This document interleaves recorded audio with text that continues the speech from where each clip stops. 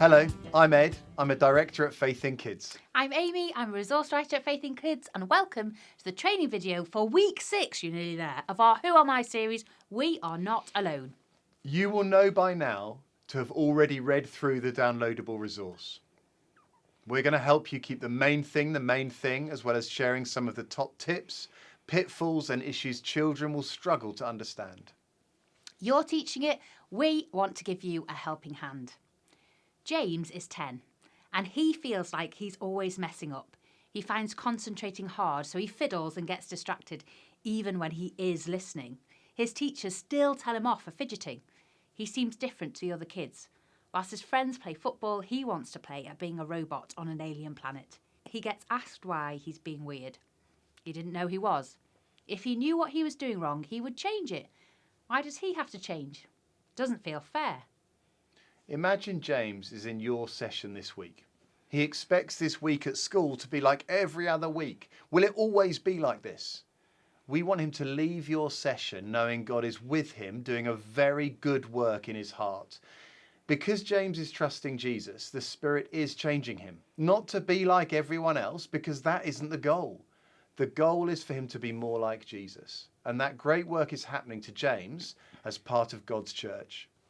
Can we help James to see that his life is a great adventure story of faith, God with him, as he does life with his church family? Perhaps we can help James to turn down the volume of all those other voices and turn up the voice that says you are not alone. In this lesson, we're on the Damascus Road, seeing God totally transform Paul's life. If we ever doubted God could change hearts, we need look no further. The story of Paul's conversion is the story that helps us see the truth of John 14 unpacked, that Jesus promises another advocate to help us and be with us forever, the Spirit of truth. This series is about identity. We're not alone in life. Even if every other person turned against us, we would still have the Spirit with us all the time. He helps us live out our new identity.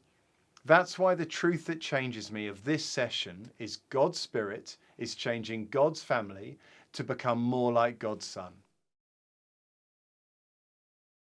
It is tempting for our children to just aim to be popular, to just want to be like everyone else, to be normal, and anything else feels like failure.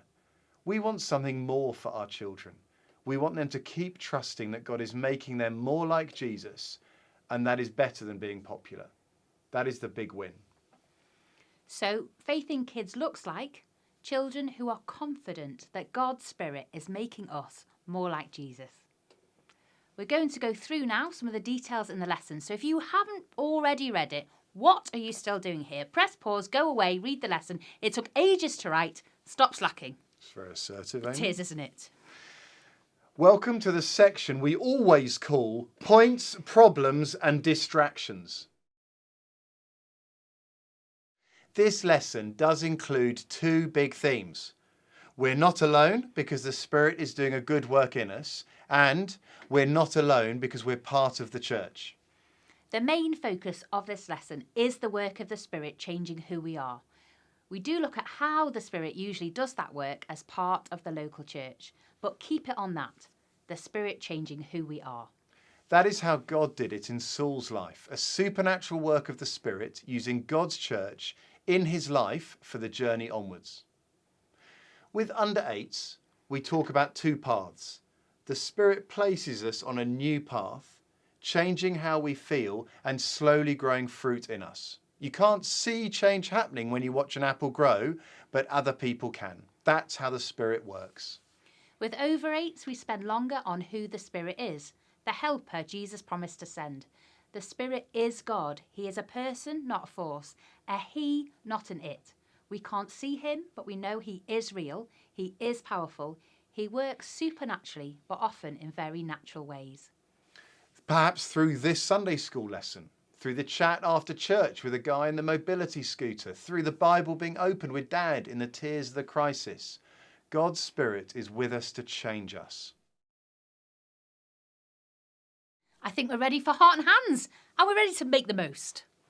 Usually this is the time for the children to do all the talking. But this week it would be great if you could share something of how you see the Spirit's work in your own life. Do you feel any different? Can you see the difference? Do you need others to help you see the difference? Your story helps the children understand what the Spirit's work might look like. Children don't just want to understand, they want to see it and know what it feels like. In your chat time, help them to talk about what growth we are discussing. We're not talking about just getting older or getting bigger, but growth in godliness.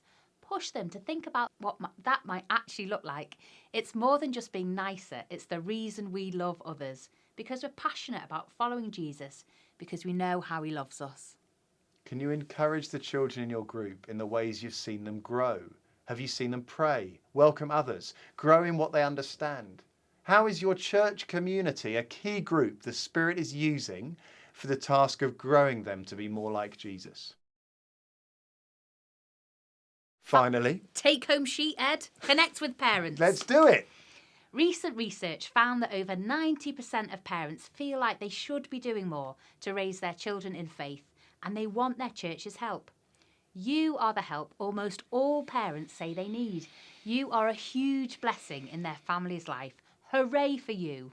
Could you encourage them by offering to pray for them and with them about their kids? Imagine this scenario. Amy, Yes. just come out of a session. It is great to have your son James with us each week. We have seen his growth in understanding Christian things. We as a group of leaders pray for the children in our group each week. Seriously? I'm praying for James on Tuesdays. Wow. Can you tell me what I can pray for James? Being brave enough to connect with parents to encourage them is one of the ways the Spirit works through the community of believers in the church to help us all know we are not alone. You're not alone as you teach this lesson. Go get them.